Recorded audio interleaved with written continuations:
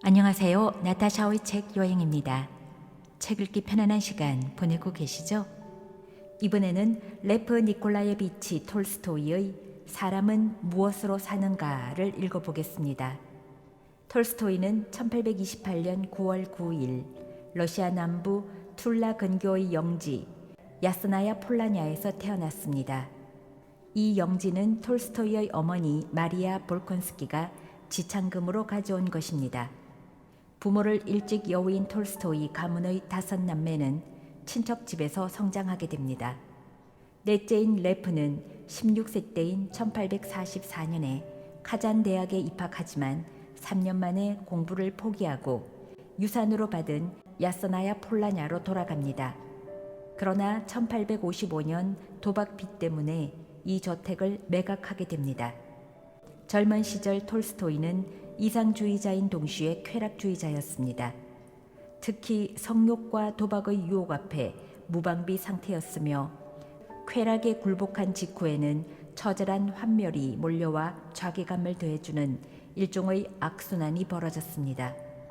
이런 순간적인 사고방식은 말년까지 톨스토이를 괴롭힌 요인인 동시에 역설적으로 그의 작품과 사상의 원동력이기도 했습니다. 1851년 카프카스에 주둔한 보병대에 들어갔고 크림 전쟁에 참전한 경험을 토대로 세바스토폴 이야기를 써서 작가로서의 명성을 확고히 했습니다. 1862년에 평생의 후원자가 된 소피아 베르스와 결혼한 뒤 볼가스텝 지역에 있는 영지를 경영하며 농민들을 위한 교육 사업을 계속해 나갔고 대표작 전쟁과 평화와 안나 까레니나를 집필하는 등 작품 활동도 활발히 했습니다. 그 자신은 백작의 지위를 가진 귀족이었으나 바보 이반, 사람은 무엇으로 사는가 등의 집필을 통해 러시아 귀족들이 너무 많은 재산을 갖고 있기 때문에 대다수의 민중들이 가난하게 살고 있음을 비판하는 문학 활동을 하여 러시아 귀족들의 압력으로 참회록과 그렇다면 우리는 무엇을 할 것인가의 출판 금지를 당했습니다. 하지만 독자들은 필사본이나 등사본으로 책을 만들어서 몰래 읽었고 유럽, 미국, 아시아에 있는 출판사들이 그의 작품을 출판하여 외국에서는 그의 작품이 유명한 베스트셀러가 되었습니다. 극단적인 도덕가가 되어 1880년 이후에 낸 일련의 저술들이 국가와 교회를 부정하고 육체의 나약함과 사유재산을 비난하는 의견을 발표했습니다. 저작물에서 개인의 이득을 취하는 것이 부도덕하다는 생각으로 자신의 저작권을 포기하는 선언을 했고 마지막 소설인 부활은 평화주의를 표방하는 두오보르 종파를 위한 자금을 모으려고 쓴 것이었습니다. 1910년 장녀와 함께 집을 떠나 방랑길에 올랐으나 아스타포보라는 작은 시골 기차역에서 사망합니다. 2010년 사후 100주년을 맞는 톨스토이는 80여 년이라는 생애 동안 방대한 양의 작품을 남깁니다. 사람은 무엇으로 사는가? 우리가 형제를 사랑함으로 사망에서 옮겨 생명으로 들어간 줄 알거니와 사랑치 아니하는 자는 사망에 거하느니라. 요한 1서 3장 14절.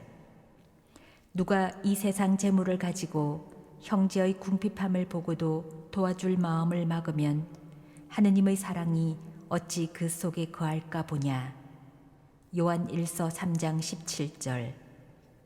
자녀들아, 우리가 말과 혀로만 사랑하지 말고 오직 행함과 진실함으로 하자. 요한 1서 3장 18절. 사랑하는 자들아, 우리가 서로 사랑하자.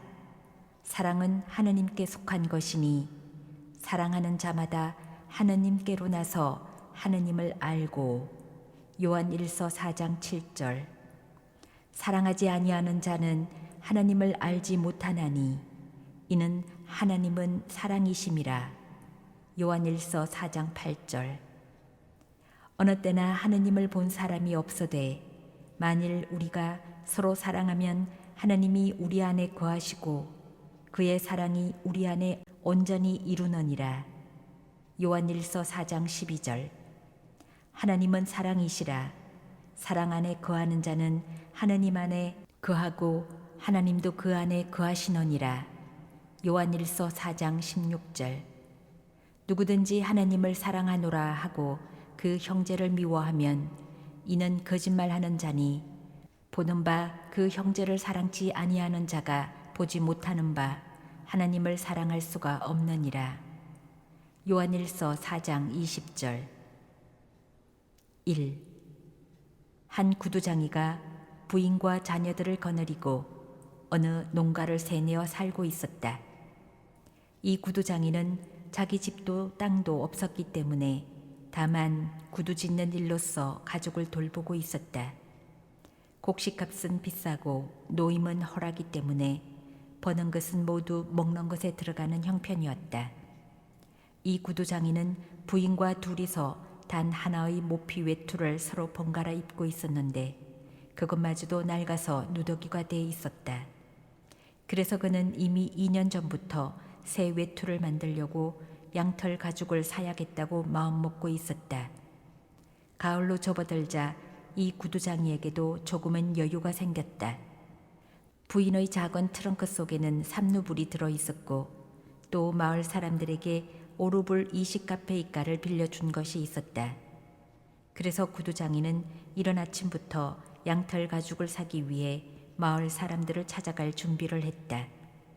그는 식사를 마치자 루비식가 위에다 부인의 면 네일을 껴입고 그 위에 다시 긴 나사 외투를 걸치고 삼루불의 지폐를 주머니에 넣고 나뭇가지로 지팡이를 만들어 마을을 향해 길을 떠났다.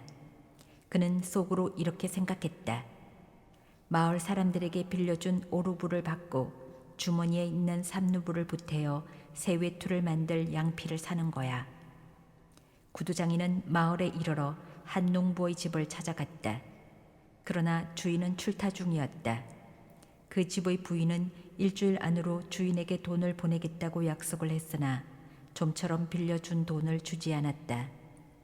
또 다른 집을 찾아갔으나 이 사람은 지금 돈이 한 푼도 없다고 하나님께 맹세하면서 구두 수선비라고 20카페이가를 줄 뿐이었다. 구두장이는 할 수 없어 양피를 외상으로 사려고 했으나 가죽 장사는 외상을 주려고 하지 않았다. 돈을 가져와요. 돈만 가져오면 마음에 드는 것으로 줄 테니까. 외상이라면 진절머리가 나요. 얼마나 받기 어려운지. 이렇게 되어 구두장이는 겨우 수선비 20카페이가와 어느 집에서 낡은 털장화와 가죽을 대고 수순하는 일을 얻었을 뿐 헛수고만 하고 그냥 집으로 돌아가게 되었다. 구두장이는 기분이 상하고 힘이 빠져 20카페이가를 몽땅 털어 술을 마셔버리고 양피도 사지 못한 채 집으로 돌아가고 있었다. 집을 나설 때에는 좀 추운 것 같았으나 술 한 잔을 마시고 나니 모피 외투가 없어도 몸이 따뜻했다. 구두장이는 한 손에 든 지팡이로 꽁꽁 얼어붙은 땅을 두드리고 한쪽에 든 털정화를 휘두르며 혼잣말로 중얼거렸다. 모피 외투 같은 건 없어도 따뜻한데 술 한 잔을 하고 나니 온몸이 후끈후끈 하는걸. 가죽옷 따위는 필요 없어. 나란 존재도 귀하단 말씀이야. 그렇고 말고.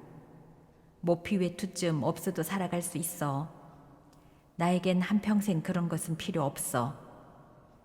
그러나 집사람이 가만히 있지 않을 텐데 정말 골치 아프게 되었군. 나는 죽을 힘을 다해 일하는데 언제나 날 무시한단 말이야. 그래, 저 사람들이 이번에 돈을 가져오지 않으면 그놈의 모자를 빼앗아 버릴 테다. 그렇게 하고 말고. 그런데 이 무슨 짓들인가. 고작 20카페이카를 주다니. 이걸 가지고 뭘 한단 말인가. 기껏해야 술 한 잔 마시면 그뿐인걸. 그래, 니놈들은 어렵다고 엄살을 부리지만 나는 더욱 죽을 지경이야.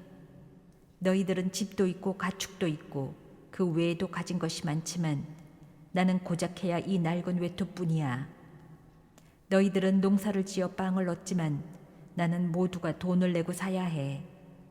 어떻게 해서라도 일주일에 3루불은 빵값으로 치러야 돼. 집에 돌아가면 빵도 없을 텐데 당장 1루불 반은 있어야 해. 이런 형편이니 너도 내 돈을 갚아주어야 하겠어. 이렇게 중얼거리면서 이윽고 구두장이는 길 모퉁이의 교회 근처까지 왔다. 그때 교회 뒤에서 무엇인가 흰 물체가 보였다. 이미 어두워졌기 때문에 구두장이는 눈을 크게 뜨고 자세히 바라보았지만 그것이 무엇인지 분간할 수가 없었다. 여기에는 저런 돌 같은 건 없었지. 그러면 가축인가? 짐승 같지는 않은데. 머리는 사람 같아 보이는데 어쩐지 너무 하얀데. 또 사람이라면 이런 곳에 있을 리가 없어. 구두장이는 좀 더 가까이 다가갔다. 그때야 똑똑하게 보였다. 아니, 이게 웬일인가? 그건 사람이 분명한데 죽었는지 살았는지 벌거숭이 알몸으로 그 차디찬 교회 벽에 기댄 채 꼼짝도 않고 있었다. 갑자기 무서운 생각이 들었다. 아마도 나쁜 놈들이 저 사람을 죽이고 옷가지를 벗기고 여기에다 버린 것이 틀림없어. 그렇다면 내가 가까이에서 꿈을 대고 있다가는 나중에 무슨 변을 당할지 알 수 없는 일이야. 그래서 그는 그 옆을 그냥 지나쳐 갔다. 교회 모퉁이를 돌아가니 그 사나이는 보이지 않았다. 교회를 지나 한참을 걸어가다가 뒤를 돌아보니 사나이는 벽에서 몸을 일으켜 움직이고 있었다. 어쩐지 무슨 동정을 살피고 있는 것 같았다. 구두장이는 더욱 겁이 나서 이렇게 생각해 보았다. 가까이 가볼까? 그대로 지나가 버릴까? 만일 가까이 갔다가 재수없이 무슨 변을 당할지도 몰라. 저놈의 정체를 모르지 않는가? 좋은 일을 하고야 이런 곳에 왔을 리는 만무하고 곁에 다가가면 벼랑간 달려들어 목을 졸라 죽일지도 모르지. 그렇게 되면 나는 끝장이야. 비록 목을 졸라 죽이지 않더라도 결국은 귀찮은 일을 당할 건 뻔하지. 저 사나이는 분명 알몸인데 내가 입고 있는 것을 몽땅 벗어줄 수도 없고. 아, 하나님, 제발 무사히 지나가게 도와주소서. 그렇게 생각하고 구두장이는 발걸음을 재촉했다. 교회를 거의 다 지나게 되자 드디어 양심의 소리가 들려오기 시작했다. 그래서 구두장이는 걸음을 멈추었다. 세면, 너는 도대체 무엇을 망설이는 거냐? 사람이 저렇게 당장 죽어가고 있는데 너는 겁을 먹고 못 본 채 슬그머니 도망치려 하다니. 네가 대단한 부자인가? 빼앗길 만한 물건이라도 있단 말인가? 그런 행동은 지탄을 받을 것이야. 세면. 결국 세면은 발길을 되돌려 그 사나이에게로 다가갔다. 2. 세면은 사나이에게 가까이 다가가서 자세히 살펴보니 그는 아직 젊고 힘도 있을 듯하고 그의 몸에는 아무런 상처도 없었다. 그러나 추위 때문에 몸이 얼어 말을 잘 듣지 않는 모양이었다. 그는 벽에 기댄 채 세면 쪽을 보려고도 하지 않았다. 너무 지친 나머지 눈을 들어 쳐다볼 수도 없는 형편이었다. 세면이 더욱 가까이 다가가자 그제야 고개를 들고 세면을 바라보았다. 사나이의 눈초리가 세면과 마주치자 세면은 사나이에 대한 동정이 솟아났다. 그래서 손에 들었던 털장화를 땅바닥에 집어던지고 허리띠를 풀어 장화 위에 놓고 긴 외투를 벗었다. 이러고 있으면 어떻게 되는 줄 알아? 빨리 이것을 입어요. 자. 세면은 양팔로 사나이를 부축하여 일으켰다. 사나이는 겨우 일어났다. 일으켜 세워놓고 자세히 살펴보니 키도 훤칠하고 몸도 손도 깨끗하고 얼굴도 잘생긴 귀공자 타입이었다. 세면이 그의 어깨에 긴 외투를 걸쳐 주었으나 팔이 소매에 잘 끼워지지가 않았다. 세면은 소매를 끼워주고 옷깃을 이리저리 당겨 허리띠까지 메어주었다. 세면은 자기가 쓰고 있던 낡은 모자도 벗어 떨고 있는 젊은이에게 씌워주려고 했으나 모두 벗어주고 나니 머리가 썰렁하여 나는 머리가 벗겨져 있지만 이 젊은이는 머리숱이 많으니까 하고 모자를 다시 썼다. 그보다는 맨발에 장화를 신겨주는 편이 훨씬 낫겠지? 그래서 구두장이는 젊은이를 다시 앉히고 털 장화를 신겼다. 그리고 구두장이는 말했다. 이제는 됐어. 이제 일어서서 몸을 움직여 좀 녹여야지. 다음 일은 내가 일일이 거들지 않더라도 다 잘 될 거야. 그런데 그럴 수나 있겠나? 사나이는 일어나서 감격한 표정으로 세면을 바라보았으나 아무 말도 하지 않았다. 젊은이, 왜 말이 없나? 이런 곳에서 겨울을 날 셈인가? 날씨가 추우니 빨리 집으로 가야지. 걸을 힘이 없는가? 자, 여기 내 지팡이가 있으니 이것을 짚고 걸어요. 그러자 사나이는 걷기 시작했다. 별로 힘들지 않게 잘 걸었다. 두 사람이 걷기 시작했을 때 세면이 말을 꺼냈다. 젊은이는 대체 어디서 왔는가? 나는 이 고장에 사는 사람이 아닙니다. 이 고장 사람이라면 내가 다 알지. 그런데 왜 이런 곳까지 왔나? 더구나 교회 모퉁이에. 그 이유는 말씀드릴 수 없습니다.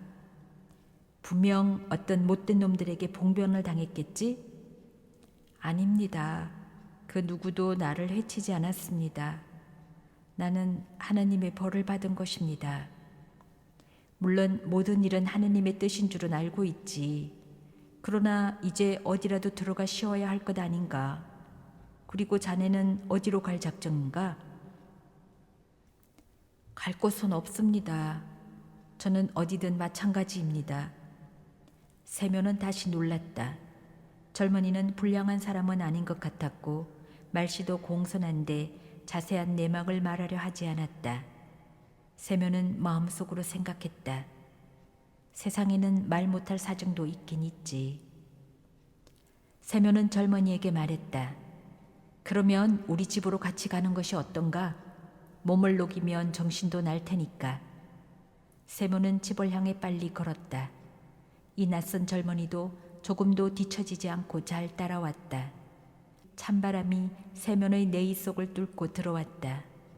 술이 점점 깨면서 추위를 느끼기 시작했다.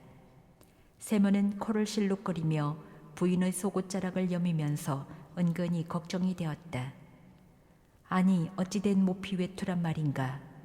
양피 가죽을 사러 갔다가 외투도 없이 돌아오니 더군다나 벌거숭이 사나이까지 데리고 가니 맞돌려나가 대단히 화를 낼 텐데. 맞돌려나 생각을 하자 세면의 마음은 갑자기 침울해졌다.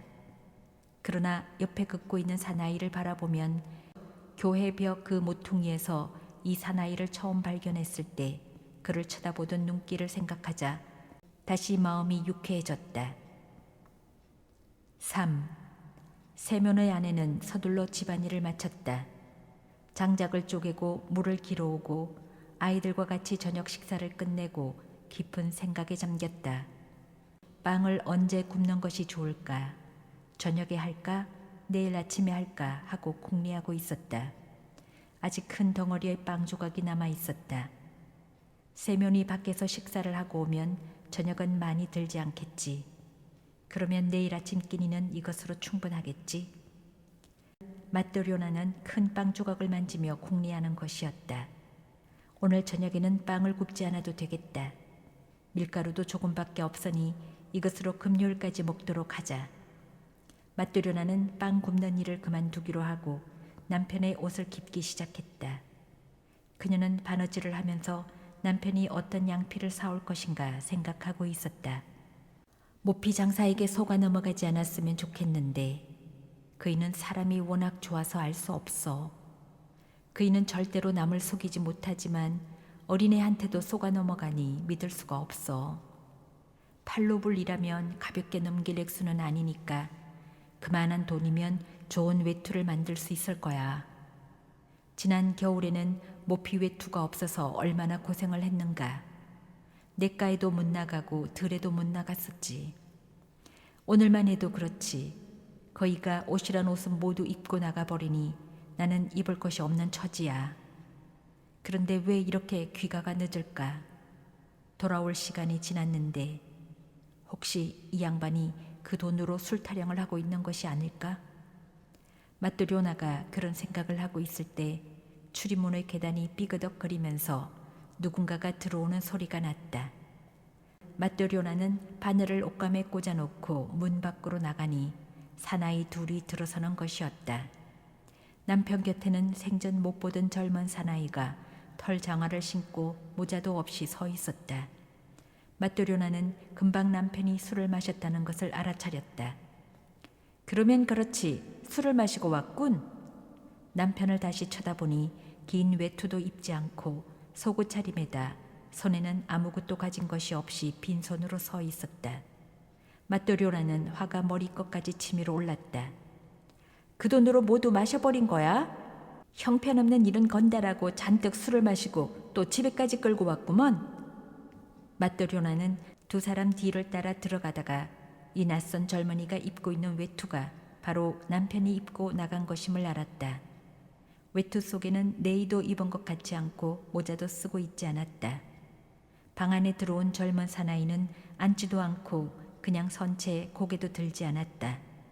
그래서 맞돌요나는 분명 이 사람은 무슨 나쁜 짓을 저질러 겁을 먹고 있는 거라고 생각했다.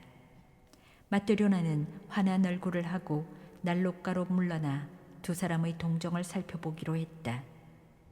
세모는 모자를 벗고 아무렇지도 않다는 듯이 태연하게 의자에 걸터 앉았다. 여보, 왜 그러고 있어? 저녁 준비를 해야지. 맞돌요나는 아무런 대꾸도 않고 난로 옆에 그대로 서 있었다. 그리고 두 사람의 눈치를 살피고 있었다. 세모는 부인이 화가 나 있음을 알고 할 수 없다는 듯이 젊은 사나이의 손을 잡고 힘없이 말했다. 자, 앉아요. 저녁 식사를 해야지. 그러자 낯선 사나이는 힘없이 의자에 앉았다. 그래, 저녁 준비가 안 됐는가? 맞돌요나는 마침내 분통이 터졌다. 안 되긴 왜 안 돼요? 준비는 했죠. 그러나 당신을 위해 준비한 건 아니에요. 그 꼴을 보니 당신은 염치도 없이 술만 퍼마시고 다녔군요. 모피 외투를 사러 간다더니 외투도 없이 빈손으로 돌아오고 거기다 건달까지 데리고 오다니 나는 당신들 같은 주정뱅이에게 줄 음식은 없어요. 그만해요, 맞돌요나. 무슨 영문인지 모르면서 함부로 화를 내면 못 써요. 그런 말을 하기 전에 어떤 일이 있었는지 알아보는 것이 도리가 아닌가? 세모는 긴 외투 주머니에서 돈을 꺼내어 부인에게 내밀었다. 돈은 여기 그대로 있다고. 도리포노프는 오늘은 돈이 없다면서 내일은 꼭 주겠다고 약속했어. 맞돌요나는 더욱 화가 치밀어 올랐다. 이것이 무슨 일들인가? 사오겠다던 외투는 사오지 않고 도리어 하나밖에 없는 외투를 전혀 모르는 낯선 사나이에게 입혀가지고 집에까지 오다니. 맞돌요나는 탁자 위에 놓인 돈을 간수하면서 말했다. 저녁은 없어요. 벌거숭이 주정뱅이에게까지 신경을 쓰고 싶지 않아요. 이봐, 맞돌요나, 말을 조심해요. 우리 사정도 들어봐야지. 당신 같은 주정뱅이에게 무슨 말을 들어요? 사실이지 나는 당신 같은 얼간이 사내와 결혼할 생각이 없었어요.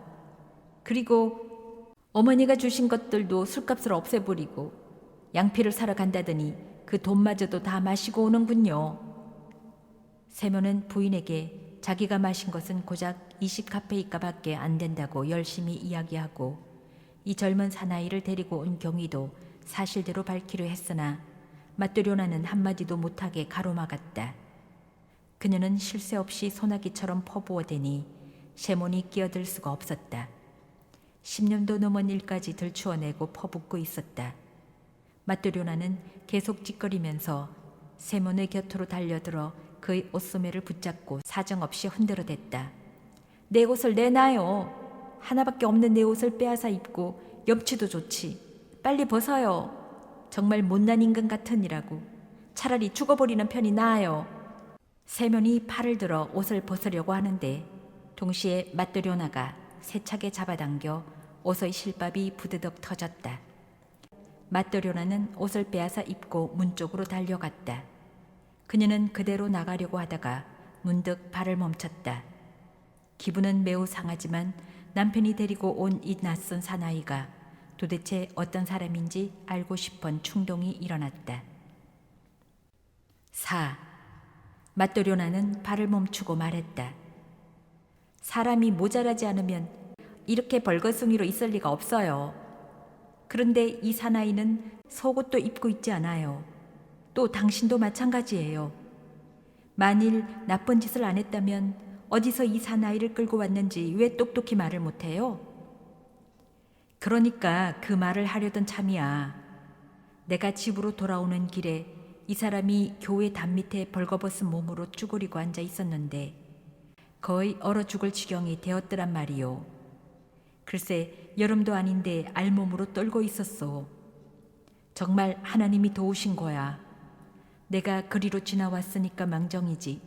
그렇지 않았다면 영락없이 죽고 말았을 거요.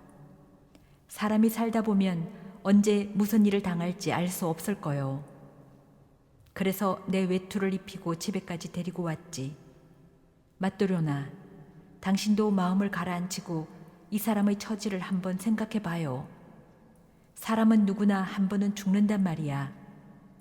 맞도려나는 다시 욕설을 퍼보려 하다가 문득 낯선 젊은이를 쳐다보자 말문이 막혔다. 사나이는 의자의 맨 끝에 앉아 꼼짝도 않고 죽은 듯이 있었다. 두 손은 무릎 위에 얌전히 올려놓고 고개를 가슴께까지 떨어뜨리고 눈을 감고 마치 무엇에 목이 졸리듯 얼굴을 일그러뜨리고 있었다.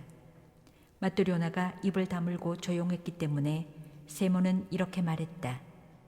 맞도려나, 당신에게는 하나님도 없단 말이요? 맞도려나는 이 말을 듣고 다시 한번 젊은 사나이를 쳐다보았다. 그 순간 맞도려나의 기분이 차츰 가라앉기 시작했다. 그녀는 문에서 몸을 돌려 난로가 놓인 한쪽 구석으로 가서 서둘러 저녁 준비를 시작했다. 탁자 위에 잔을 놓고 끄바스를 따르고 남은 빵을 내놓으며 그들에게 말했다. 자, 식사들 하세요. 세묘는 낯선 사나이를 식탁으로 데리고 갔다. 식탁으로 앉아요. 세모는 큰 빵 조각을 잘게 잘라 둘이서 먹기 시작했다. 맞들요나는 탁자 한쪽에서 한 손으로 턱을 받치고 낯선 젊은이를 바라보았다. 그러자 맞들요나는 이 젊은이가 불쌍하게 생각되어 계속 돌보아주고 싶은 마음이 생겼다.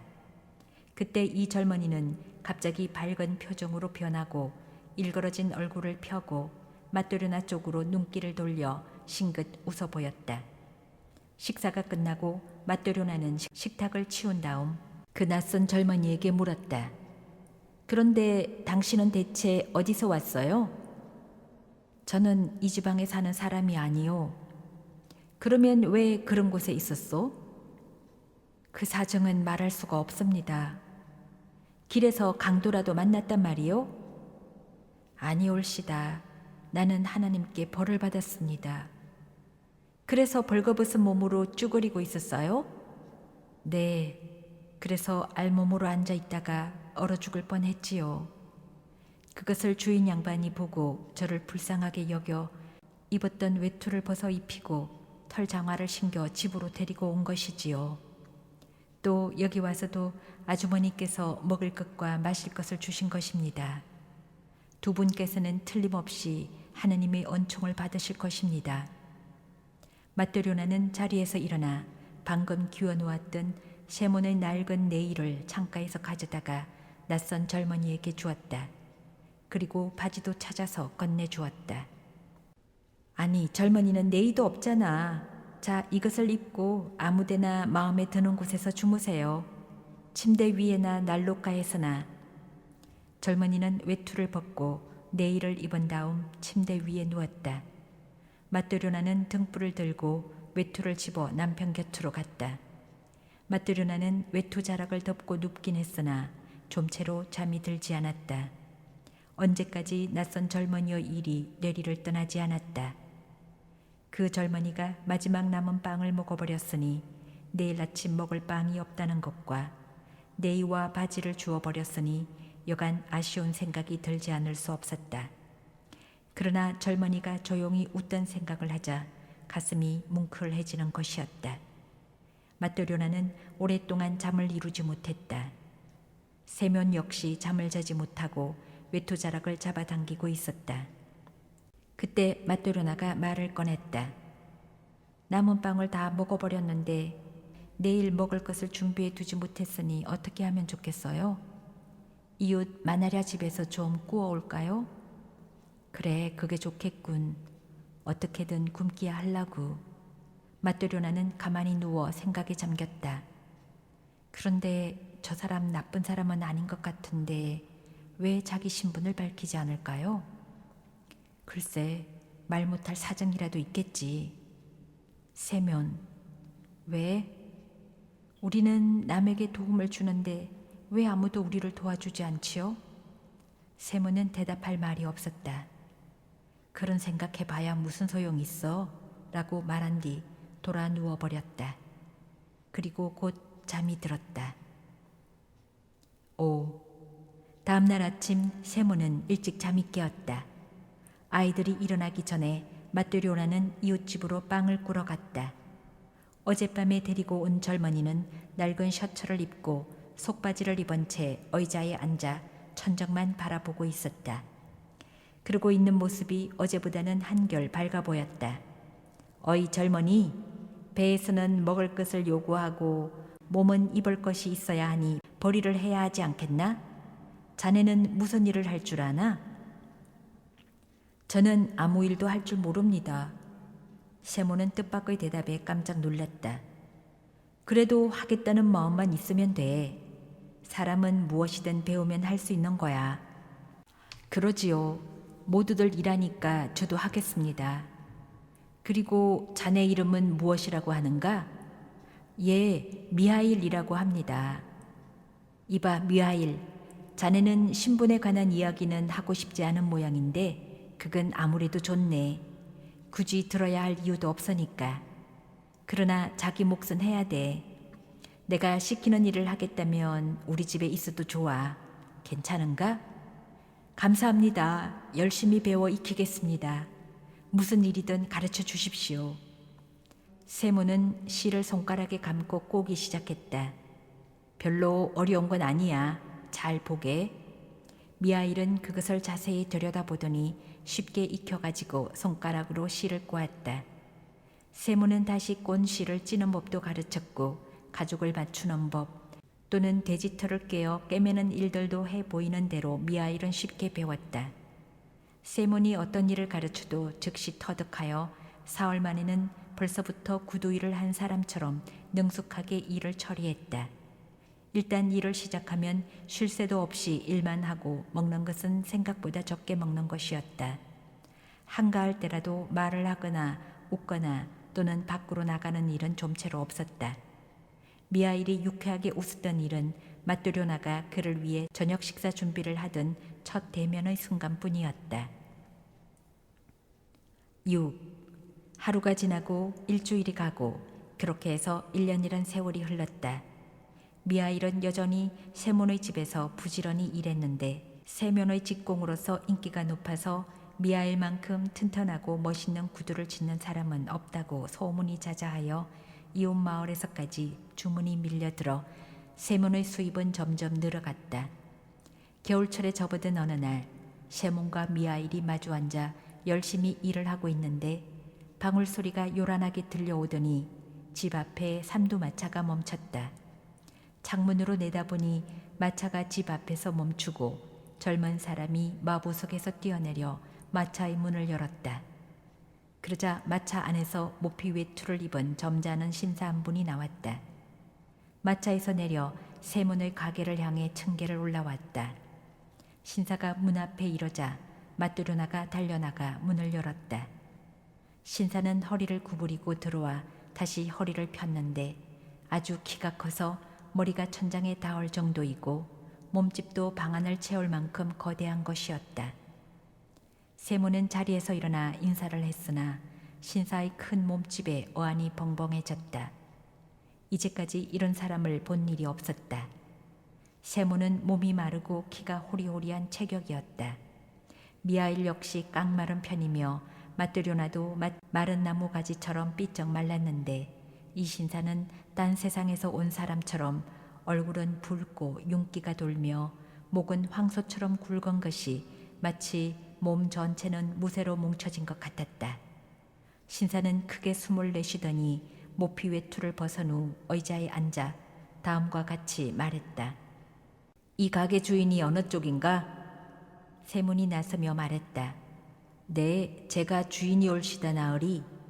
그러자 신사는 큰 소리로 젊은 하인에게 말했다. 패지카, 그것을 이리 가져와. 젊은이가 달려가서 무슨 꾸러미를 가지고 왔다. 신사는 그것을 받아 탁자 위에 놓고 풀어라 하고 젊은이에게 명령했다. 젊은이가 보따리를 풀었다. 가죽이었다. 신사는 가죽을 손가락으로 찌르며 세몬에게 말했다. 주인, 이 가죽이 어떤 가죽인 줄 알겠나? 네, 알겠습니다. 이봐, 이 가죽을 정말 안단 말인가? 세몬이 가죽을 만져보고 대답했다. 아주 좋은 물건입니다. 그야 물론 좋은 가죽이지. 자네 같은 친구는 한 번도 보지 못했을걸? 독일제 가죽인데 20루블이나 주었다고. 세몬은 겁이 나서 떨리는 소리로 대답했다. 저 같은 놈은 구경도 못했습니다. 거야 그렇겠지. 그러면 이 가죽으로 내 발에 꼭 맞는 구두를 지을 수 있겠나? 네, 지을 수 있고 말고요. 신사는 갑자기 큰 소리를 질렀다. 지을 수 있다고? 자네는 먼저 누구의 구두를 짓는지, 어떤 가죽으로 짓는지를 똑똑히 알아야 해. 나는 1년을 신어도 찢어지지 않고 모양이 찌그러지지 않는 구두를 원한단 말이야. 그러니까 자신이 있으면 맡아서 재단을 하고, 그렇지 않으면 아예 처음부터 손을 안 대는 것이 좋아. 여기서 미리 말해두지만 만일 구두가 1년이 못 되어 찢어지거나 찌그러지는 날이면 자네를 감옥에 보낼 테야. 반면 1년이 지나도 이상이 없으면 수공비로 10루블을 지불하겠다. 어때? 장담할 수 있어? 세몬은 은근히 겁이 나서 대답을 못하고 미하일 쪽을 돌아보았다. 그리고 미하일의 옆구리를 찌르면서 의논을 했다. 이봐 미하일, 어떻게 하지? 미하일은 그 일을 맡으라는 신용으로 고개를 약간 끄덕였다. 세몬은 미하일의 뜻을 따라 신사의 주문을 받아들여 1년을 신어도 찢어지지 않고 찌그러지지도 않는 구두를 만들기로 했다. 신사는 젊은이를 불러 왼발의 신을 벗기게 하고 다리를 쭉 내밀었다. 그럼 치수를 재게. 세몬은 한자 이상 되는 종이를 잘라붙여 자리를 펴고 무릎을 꿇고 신사의 양말을 더럽히지 않게 손을 닦고 종이를 가지고 치수를 재기 시작했다. 세몬은 먼저 바닥을 재고 발등 높이를 잰 다음 종아리를 재려고 했으나 종이 양 끝이 닿지 않았다. 신사의 종아리는 통나무만큼 굵었던 것이다. 잘해. 발목이 아프지 않게 주의해. 세몬은 다른 종이를 덧붙였다. 신사는 의젓하게 앉은 채 양말 속의 발가락을 움직이면서 주위를 둘러보다가 미하일을 보았다. 저 사람은 누군가? 저 사람은 우리 가게 직공으로 그가 나으리의 신을 짓게 됩니다. 신사는 미하일에게 말했다. 분명히 알아두라고. 1년 동안은 끄떡없는 구두를 만들어야 해. 세몬도 미하일을 돌아보았다. 그런데 미하일은 신사의 얼굴을 보지도 않고 그 뒤의 한 구석을 바라보고 있었다. 마치 누군가를 알아내려고 유심히 살피는 표정이었다. 미하일은 한참 동안을 그런 모습으로 있었다. 그러자 갑자기 싱긋 웃더니 온 얼굴이 환하게 밝아졌다. 너는 무엇을 보고 싱글거리고 있어? 이 바보 같은 녀석아. 정신 차려서 기한 내에 구두를 만들어낼 생각은 않고서 말이야. 그러자 미하일이 대답했다. 네, 기한 내에 만들어 놓겠습니다. 그럼 됐어. 신사는 구두를 신고 모피 외투를 입은 후 문 쪽으로 걸어갔다. 문을 나갈 때 허리를 굽히지 않았기 때문에 이마를 세게 부딪혔다. 신사는 화를 내며 분통을 터뜨리더니 이마를 문지르며 마차를 타고 떠났다. 신사가 사라지자 세몬이 말했다. 정말 어마어마한 분이야. 저 정도면 도끼로도 넘어뜨리지 못하겠는데? 온 방이 흔들릴 정도로 이마를 부딪혔는데도 별로 아프지 않은 모양이던데. 맞돌려놔도 가만히 있지 않고 거들었다. 그렇게 호강을 하고 사는데 몸이라고 안 크겠소? 그렇게 크고 튼튼한 사람에게는 사신도 가까이 못하겠소. 7. 세몬이 미하일에게 말했다. 일을 맡기는 했으나 걱정이야. 만일 잘못되는 날이면 꼼짝없이 감옥에 가는 거야. 가죽은 비싸고 나으리 성질은 괴팍스러워 만에 하나 실수하는 날이면 큰일이야. 이봐 미하일, 자네는 눈도 밝고 솜씨도 좋으니까 이 치수대로 재단을 하게. 나는 가죽을 꿰매겠네. 미하일은 하라는 대로 신사가 가져온 가죽을 탁자 위에 펴놓고 가위를 가지고 재단하기 시작했다. 마뚜료나가 미하일 곁으로 가서 재단하는 것을 지켜보다가 깜짝 놀랐다. 마뚜료나도 이제는 구두 만드는 일에는 상당히 익숙해졌는데 미하일은 신사가 주문한 모양과는 아주 엉뚱하게 가죽을 자르고 있었던 것이다. 마뚜료나는 주의를 주려고 하다가 다시 생각했다. 내가 그분의 장화를 어떻게 만들어야 한다는 얘기를 잘못 들었었는지도 몰라. 미하일이 나보다 더 잘 알고 있겠지. 괜히 참견했다가는 망신당할지 모르지.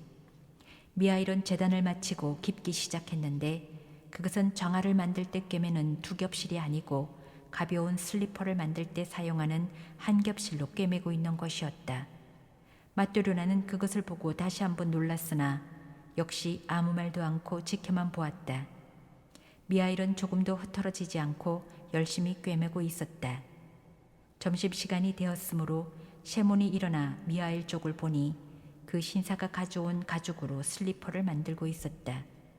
셰몬은 너무 놀라서 크게 소리를 질렀다. 아니, 이게 웬일인가? 미하일은 우리 집에 1년을 같이 있으면서 한 번도 실수한 적이 없었는데 하필이면 이제 와서 이런 엄청난 실수를 하다니.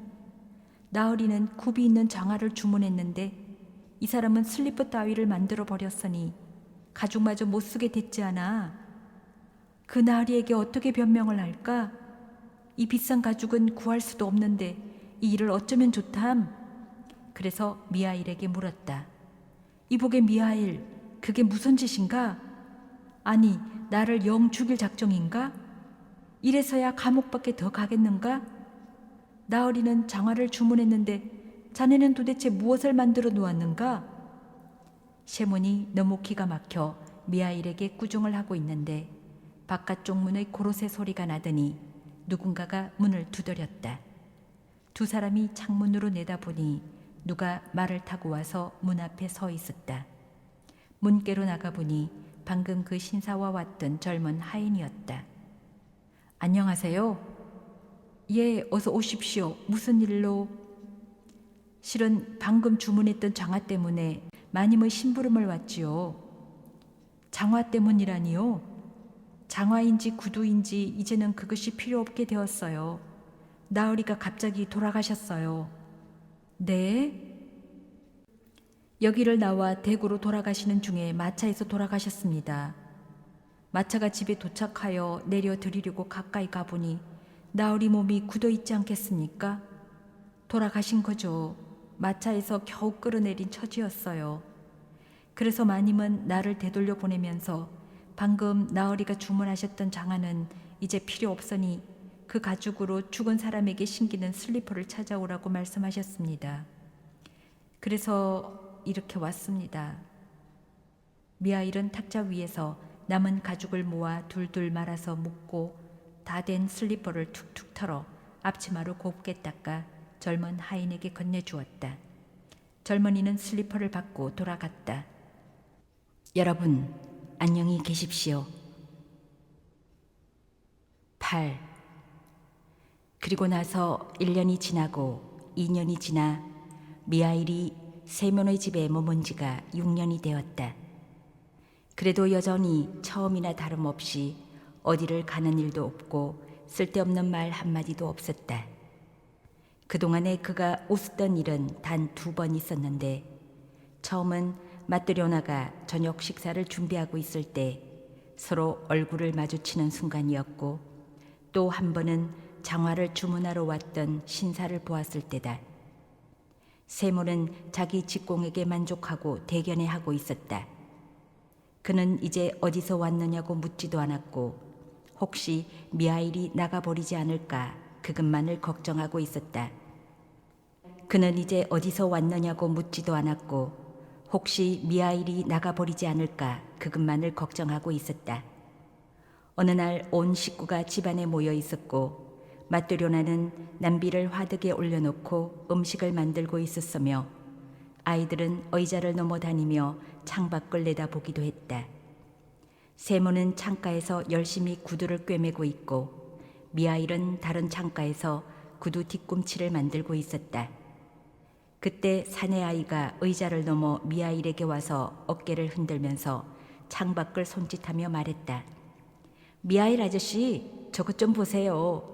어떤 아주머니가 여자아이 둘을 데리고 이리로 오는 것 같아요. 한 아이는 절름발이야. 사내 아이가 말하자 미하일은 하던 일을 멈추고 창밖으로 고개를 돌려 유심히 바라보았다. 세몬도 미하일의 태도에 놀랐다. 여태까지 밖을 내다보거나 한눈 파는 일이 거의 없었는데 오늘따라 창에 얼굴을 바짝 붙이고 무엇에 정신없이 눈길을 쏟고 있었다.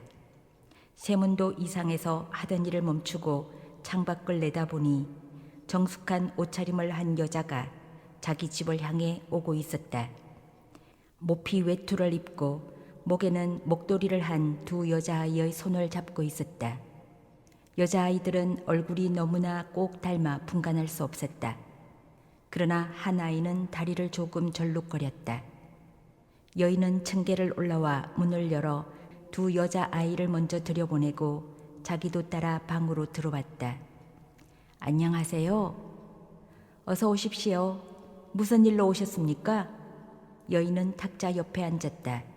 두 여자아이들은 그의 무릎에 기댔는데 모르는 사람들 때문에 낯설어하는 눈치였다. 이 아이들이 봄에 신을 수 있는 구두를 맞추려고 합니다. 아, 그래요? 우리는 그렇게 작은 구두를 만들어 본 적은 없으나 할 수는 있지요.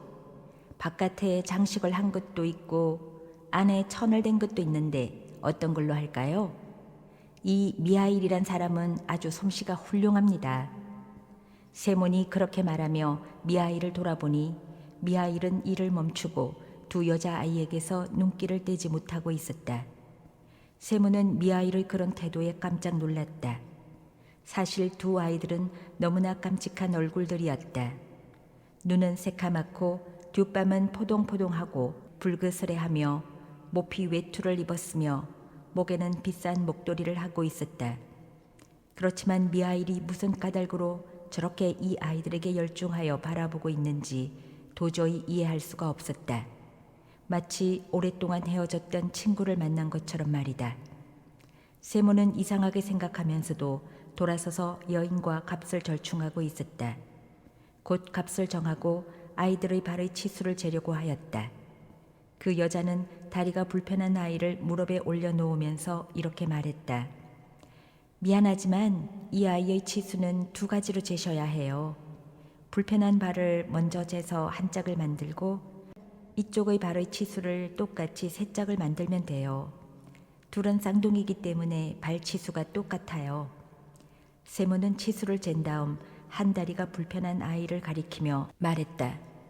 왜 이렇게 되었습니까? 아주 귀여운 아이인데 태어날 때부터 이랬습니까? 아닙니다. 어머니가 잘못해서 그만. 여기에 마뜨료나가 참견을 하고 나섰다. 이 여자나 두 아이에 대해 알고 싶었던 것이다. 그럼 아주머니는 이 아이들의 친어머니가 아니신가요? 나는 친어머니도 친척도 아니에요. 아무런 관계가 없지만 내가 맡아서 기르고 있어요. 그런데도 이렇게 훌륭히 키우시는군요.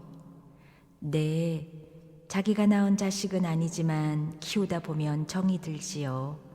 나는 두 아이를 다 내 조서로 키웠어요. 내 아이들도 있었으나 하나님께서 데려가셨지요. 죽은 내 아이는 별로 불쌍하지 않았는데 이 아이들은 정말 가여워서 견딜 수가 없었어요. 그러면 이 아이들은 누구의 자식들입니까? 이 여인은 다음과 같은 이야기를 들려주었다.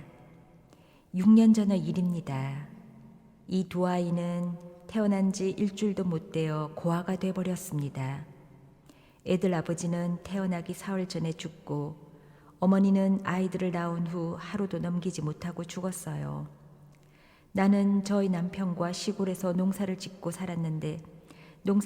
살고 있는데 이 아이들의 부모와는 이웃간이었어요. 서로 한 집같이 살았어요. 이 애들 아버지는 숲속에 들어가 혼자서 일을 하는데 하루는 큰 나무가 넘어지면서 허리를 때려 쓰러져 정신을 잃었어요. 간신히 집에까지 옮겨왔으나 곧 저 세상 사람이 되었지요. 그런데 그의 아내는 며칠 후에 쌍둥이를 낳았지요. 이 아이들이 바로 그들의 자식들이에요. 그러나 워낙 가난한 데다 돌보아줄 친척도 없이 해산을 혼자서 하고 또 홀로 죽어간 거예요. 내가 다음날 아침에 어찌 되었나 싶어서 그 집을 찾아가 보았더니 가엾게도 벌써 싸늘해져 있었어요. 그리고 숨이 넘어가는 순간 고통에 몸부림하다가 이 아이를 덮쳐서 한쪽 다리를 못쓰게 만들었어요. 조금 후에 마을 사람들이 모여들어 시체를 목욕시키고 옷을 입히고 관을 짜서 장례를 치렀지요. 모두들 친절하고 인정이 있는 사람들이에요. 그러나 갓 태어난 아이들 일이 문제였어요. 정말 난처한 일이었지요. 그곳에 모인 여자들 중에 젖을 먹인 엄마는 나뿐이었어요. 나는 태어난 지 겨우 8주밖에 안 되는 첫 아들이 있었죠.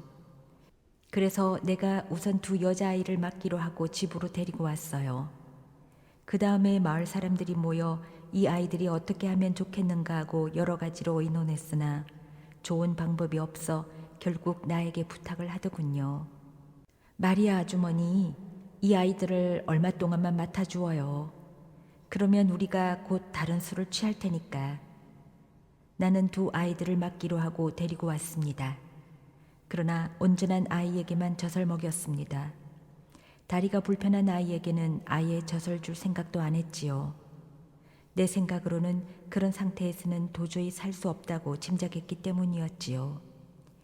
그러다가 갑자기 불쌍한 생각이 들어 같이 젖을 먹이게 되었어요. 그래서 나는 내 아이와 두 여자아이, 이렇게 세 아이를 한꺼번에 젖을 먹여 키웠는데 내가 젊고 아직 기운이 넘치고 아무 것이나 잘 먹었기 때문에 가능했죠. 두 아이에게 동시에 양젖을 물리고 기다리는 아이에게는 다른 아이가 젖을 놓으면 기다리는 아이에게 젖을 주는 교대식으로 젖을 주며 키웠어요. 그런데 하나님의 돌보심으로 이 두 아이는 아주 건강하게 자랐으나 내가 낳은 아이는 2년째 되던 해에 그만 죽고 말았어요. 그 뒤로는 아이를 낳지 못했어요. 그 후 살림 형편은 차츰 나아졌고 남편은 이곳에서 남의 일을 맡아보고 있습니다. 급료도 많아서 불편 없이 유복하게 살아갑니다. 그런데 내게는 아이가 없잖아요.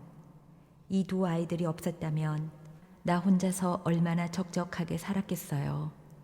내가 이 아이들을 귀여워하는 것은 너무나 당연하지요. 이 아이들은 이제 내게는 촛불과 같은 존재예요. 여인은 한쪽 팔로 다리가 불편한 아이를 끌어안고 한 손으로는 흐르는 눈물을 닦았다. 마뜨료나는 깊은 한숨을 내쉬며 말했다. 부모 없는 아이는 자랄 수 있지만 하나님이 없이는 살아가지 못한다고 하더니 정말 그런가 봐요. 세 사람이 이런 이야기를 계속하고 있는데 미하일이 앉아있는 구석에서 갑자기 번개 같은 섬광이 비쳐서 온 방이 환하게 밝았다. 모두 놀라서 그쪽을 보았더니 미하일은 단정히 앉아 두 손을 무릎 위에 놓고 하늘을 쳐다보면서 밝은 미소로 빙거울에 웃고 있었다. 10. 여인이 두 여자아이를 데리고 돌아가자 미하일은 의자에서 일어나 일감을 탁자 위에 올려놓고 주인 내외에게 공손히 인사를 하면서 말했다. 이제 작별을 해야겠습니다. 주인님도 아주머니도 용서하십시오. 하나님께서 저를 용서해 주셨으니 두 분께서도 제발 용서해 주십시오. 주인 부부가 미하일을 바라보고 있으니 그에게서 눈부신 후광이 비치고 있었다. 세문도 일어나 미하일에게 정중히 인사말을 했다. 미하일, 이제 보니 자네는 보통 인간은 아닌 것 같은데 자네를 붙잡을 수도 없고 그동안 궁금했던 일을 일일이 캐물을 수도 없네. 그러나 꼭 한 가지만은 알고 싶네. 내가 자네를 처음 만나 집으로 데리고 왔을 때에는 매우 침울한 표정을 하고 있었는데 내 아내가 저녁 준비를 하고 있을 때 자네는 싱긋 웃으며 밝은 표정으로 변했는데 무슨 사연이 있는가? 또 거인 신사가 장화를 주문했을 때도 자네는 웃으면서 밝은 표정을 지었는데 이번에는 저 부인이 여자 아이들을 데리고 왔을 때에도 똑같이 빙그레 웃었네. 그리고 온몸에서 밝은 빛이 비쳤네. 미하일, 어째서 자네에게서 빛이 나며 왜 3번을 싱긋 웃었는지 그 이유를 알려주게나. 그러자 미하일은 비로소 말을 시작했다. 제 몸에서 빛이 나는 것은 다름이 아니올시다. 저는 지금까지 하나님의 벌을 받고 있었는데 오늘에야 용서를 받았기 때문입니다. 또 3번 웃었던 것은 하나님께서 말씀하신 3가지 진리를 알았기 때문입니다. 한 가지 말씀은 아주머니께서 나를 가련하다고 느껴 보살펴 줄 마음이 생겼을 때 깨달음이 있어 웃었고, 또 한 가지 말씀은 거인 부자 나으리가 장화를 주문했을 때 알게 되어 2번째 웃었고, 방금 2 아이를 보았을 때 마지막 3번째 말씀의 뜻을 알게 되어 다시 웃었던 것입니다. 세모는 다시 물었다. 미하일, 어째서 하나님이 자네에게 벌을 내리셨는가? 그리고 자네가 알아야 할 하나님의 3가지 말씀의 진리는 대체 무엇이었는가? 나도 궁금하니 좀 들려주게. 미하일은 조용히 대답했다. 내가 하나님께 벌을 받은 것은 말씀을 거역했기 때문입니다. 나는 원래 천사였는데 하나님의 명령을 어겼습니다. 나는 지금 말씀드린 바와 같이 천사였습니다. 어느 날 하나님은 나에게 한 여인의 영혼을 빼앗아 오라고 명령을 내렸습니다. 그래서 제가 인간 세상에 내려와 그 여인을 보니 아주 몸이 쇠약해서 누워 있었습니다. 그리고 방금 쌍둥이 딸을 낳았던 것입니다. 갓난아이는 어머니 곁에서 꿈틀거리고 있었으나 어머니는 그 아이들을 끌어안고 젖먹일 힘도 없었습니다. 그때 내 모습을 발견하고 여인은 하나님이 자기를 데리고 갈 사자를 보내신 줄 알고 슬프게 흐느끼며 애원하는 것이었습니다. 오 천사님, 제 남편은 숲속에서 혼자 일하시다가 나무에 깔려 며칠 전에 장례식을 치렀습니다. 나는 형제도 없고 큰어머니도 또 할머니도 없기 때문에 갓난아이를 돌볼 사람조차 없습니다. 제발 내 영혼을 불러가지 마시고 이 아이들을 제 힘으로 키우게 해주세요. 부모 없는 아이들은 살지 못합니다. 그 여인은 울면서 말했습니다. 나는 그 여인의 애원하는 말을 듣고 한 아이는 어머니 젖을 물려주고 다른 아이는 어머니 팔에 안겨준 다음에 하늘나라로 돌아갔습니다. 그리고 하나님께 말씀을 드렸습니다. 하나님, 저는 산모의 영혼을 빼앗아 올 수가 없습니다. 남편은 숲속에서 나무에 깔려 목숨을 잃고 그 안에는 쌍둥이 아이를 낳고 기진맥진해서 제발 자기 영혼을 가져가지 말라고 애원하는 것이었습니다. 제발 내 손으로 이 아이들을 키우게 해주세요. 어린 것들은 부모 없이는 살지 못합니다고 했습니다. 그래서 저는 산모의 영혼을 빼내지 못했습니다. 그러자 하나님께서는 다시 분부하셨습니다. 지금 곧 내려가 산모의 영혼을 거두어라.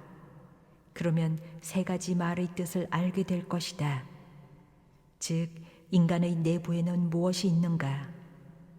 인간에게 허락되지 않는 것은 무엇인가? 사람은 무엇으로 사는가? 이 3가지를 알게 되는 날에 너는 하늘나라로 돌아올 수 있을 것이다. 그래서 나는 세상으로 다시 내려와 그 산모의 영혼을 데려갔습니다.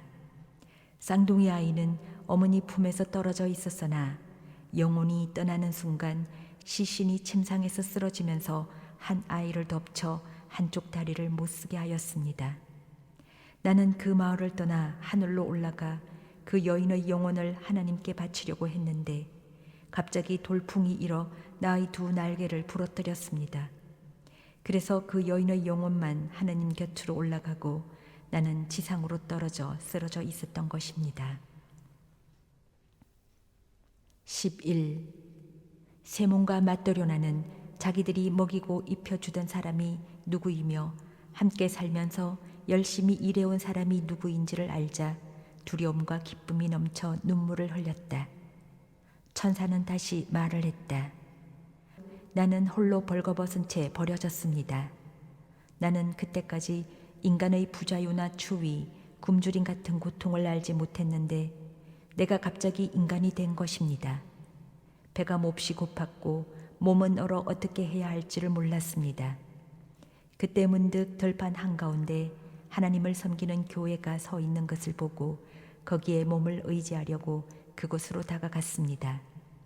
그러나 교회 문이 잠겨 있어서 안으로 들어가지 못하고 찬바람을 피해 교회 뒤로 돌아가 앉아 있었습니다. 해가 지고 어둠이 찾아오자 배고픔은 더욱 심해지고 몸은 차츰 얼어붙어 나는 완전히 병이 들어버렸습니다. 그때 문득 사람의 발소리가 들려왔는데 한 사람이 정화를 들고 내가 있는 쪽으로 오면서 혼자 무엇이라고 중얼거렸습니다. 나는 인간이 되어서 처음으로 언젠가는 반드시 죽어야 할 인간의 모습을 보았습니다. 나는 그 얼굴이 너무나 무서워 얼른 돌아앉아 버렸습니다. 그러나 그 사나이의 중얼거리는 소리를 자세히 들어보니 이 추운 겨울에 어떻게 입을 것을 마련할 것이며 어떻게 처자식들을 먹여 살려야 할 것인가 하고 걱정하고 있었습니다. 그때 나는 생각했습니다. 나는 지금 추위와 배고픔에 죽어가고 있다. 마침 사람이 오고 있으나 그는 자기와 아내의 모피 외투를 어떻게 마련하며 무슨 방도로 살아가야 하는가고 걱정이 태산 같으니 이 사람은 나를 도와줄 능력이 없다. 그는 과연 나를 발견했으나 얼굴을 찡그리고 아까보다 더욱 무서운 모습이 되어 걸음을 재촉하여 지나갔습니다. 나는 조금의 희망마저도 사라져 버렸습니다. 그런데 갑자기 사나이가 발을 멈추고 뒤돌아서서 나에게로 오는 소리가 들렸습니다. 내가 다시 그 얼굴을 쳐다보았을 때에는 방금 지나가던 사람의 얼굴이 아니라고 생각했습니다.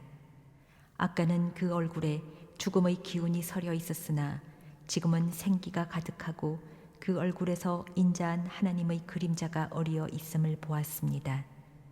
그는 내 곁으로 다가와 입고 있던 옷을 벗어 입혀주고 자기 집으로 데리고 갔습니다. 그 사람의 집에 도착하니 한 여인이 우리를 맞았으나 불친절하고 말을 늘어놓기 시작했습니다. 그 여인은 사나이보다 훨씬 무서운 얼굴이었습니다. 그 입에서 죽음의 도끼가 품어져 나와 나는 그 입김에 제대로 숨을 쉴 수가 없어 질식할 것만 같았습니다. 여인은 나를 추운 밖으로 쫓아내려고 했습니다. 만일 그대로 나를 몰아냈다면 여인은 당장 죽고 말았을 것입니다.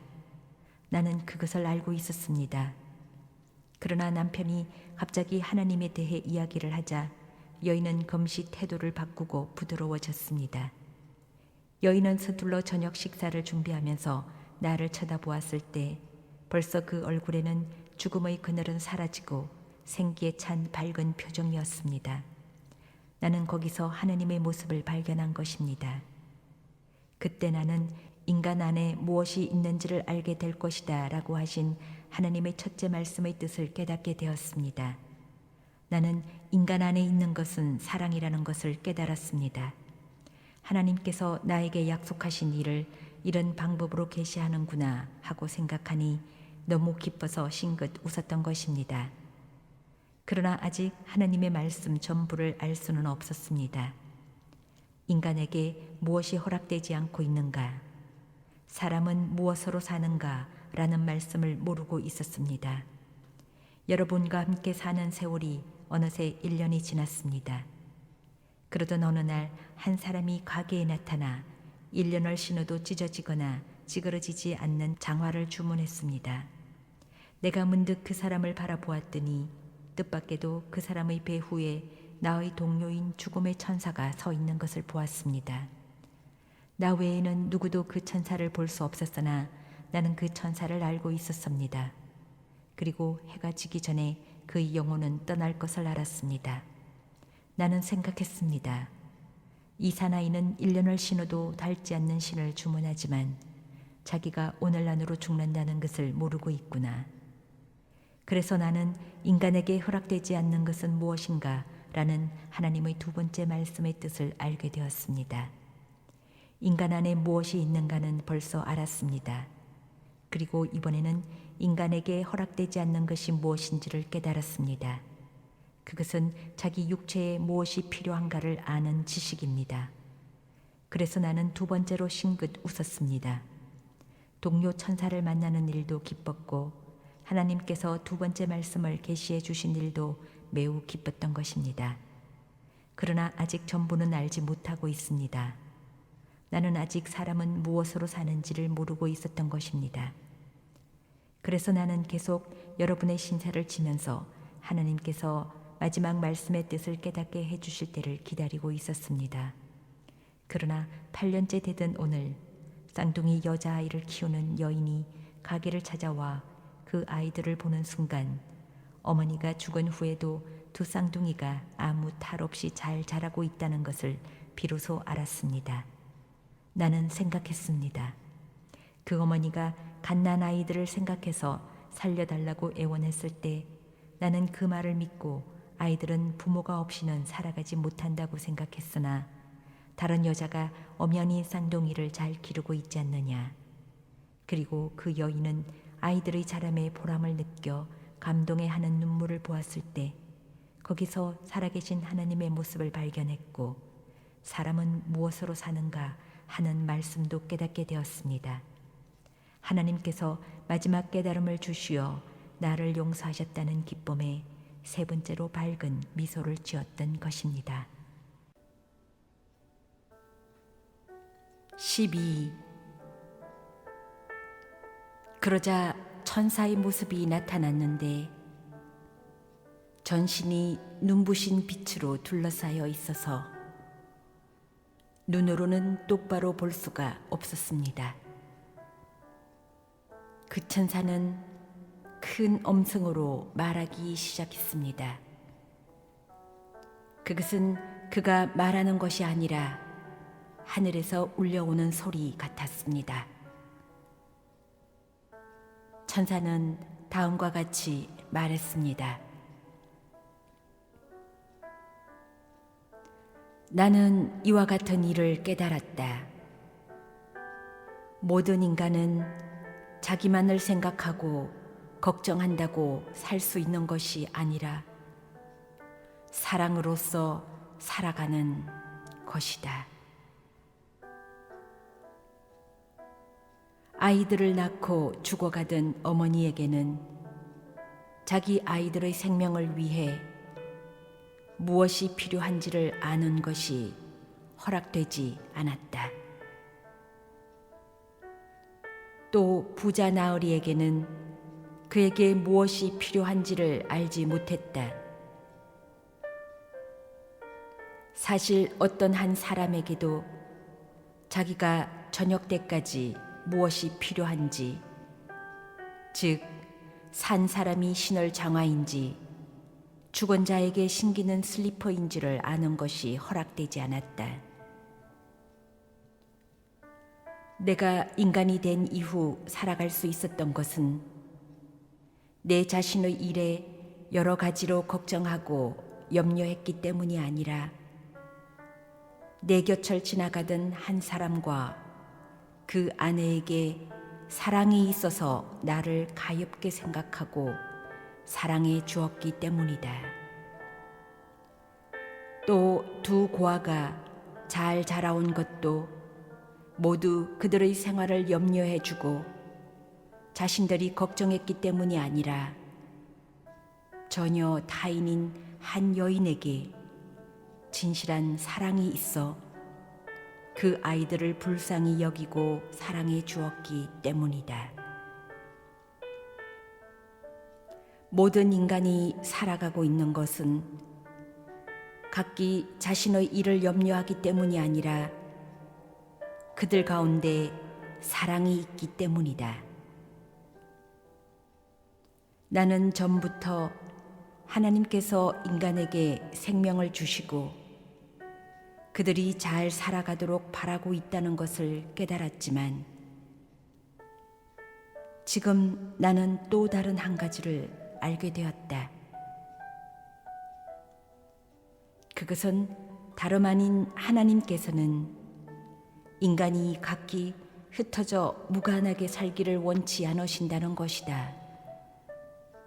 그러므로 인간 각자에게 무엇이 필요한가를 보여주지 아니하시고 전 인류가 하나가 되기를 원하시고 전체로서의 자신과 만인으로서 개인을 위해, 즉 모든 인간을 위해 무엇이 필요한가를 계시한 것이다. 나는 이제야 깨달았다. 모든 사람 각자는 자신의 일을 걱정하고 애씀으로 살아갈 수 있다고 생각하는 것은 인간이 그렇게 생각하는 것일 뿐, 실은 사랑에 의해서 살아가는 것이다. 사랑 속에 사는 자는 하나님 안에 살고 있는 것이다. 하나님은 바로 그 사람 내부에 계시는 것이다. 왜냐하면 하나님은 사랑이시기 때문이다. 그리고 천사는 하나님께 영광의 찬송을 노래했다. 그러자 그 웅장한 목소리로 인하여 온 집안이 울리는 것 같았다. 그리고 천정이 갈라지고 땅에서 하늘까지 한 줄기 불기둥이 뻗쳤다. 세몬과 그의 아내, 아이들 모두는 땅에 엎드렸다.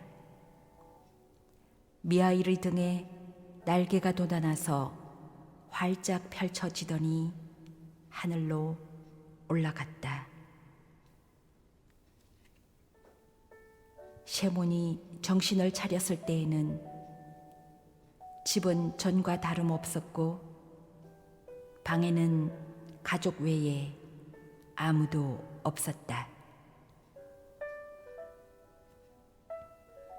사랑은 언제나란 노래 아시죠? 그 가사 중에서 믿음과 소망과 사랑은 이 세상 끝까지 영원하며 믿음과 소망과 사랑 중에 그 중에 제일은 사랑이라. 고린도전서 13장에 나오는 말입니다. 지금까지 나타샤의 책 여행이었습니다. 좋은 하루 되세요.